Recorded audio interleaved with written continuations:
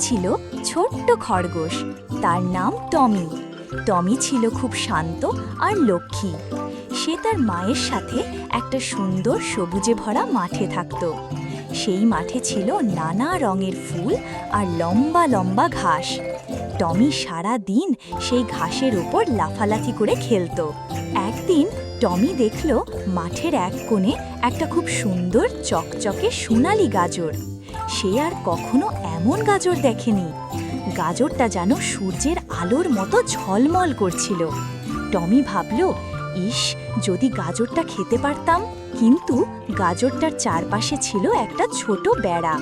টমি অনেক চেষ্টা করল, কিন্তু বেড়া পেরিয়ে গাজরের কাছে যেতে পারল না। তার মন খারাপ হয়ে গেল। তখনই পাশ দিয়ে যাচ্ছিল এক জ্ঞানী বুড়ো কচ্ছপ। কচ্ছপ টমিকে মন খারাপ করে বসে থাকতে দেখে জিজ্ঞেস করল, কি হয়েছে টমি, তুমি এত মন খারাপ করে আছো কেন? টমি সব খুলে বলল। কচ্ছপ সব শুনে মুচকি হাসল। তারপর বলল, টমি, সব সমস্যারই একটা সমাধান থাকে, শুধু একটু বুদ্ধি খাটাতে হয়। কচ্ছপ টমিকে একটা বুদ্ধি দিল। সে বলল, তুমি গাজরের বেড়ার পাশ দিয়ে হেঁটে যাও, দেখবে বেড়ার এক জায়গায় একটা ছোট ফাঁকা আছে। টমি কচ্ছপের কথা শুনল। সে বেড়ার পাশ দিয়ে হাঁটতে শুরু করলো।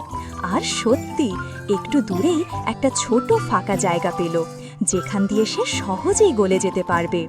টমি তাড়াতাড়ি সেই ফাঁকা দিয়ে গলে গেল আর সোনালি গাজরটার কাছে পৌঁছাল।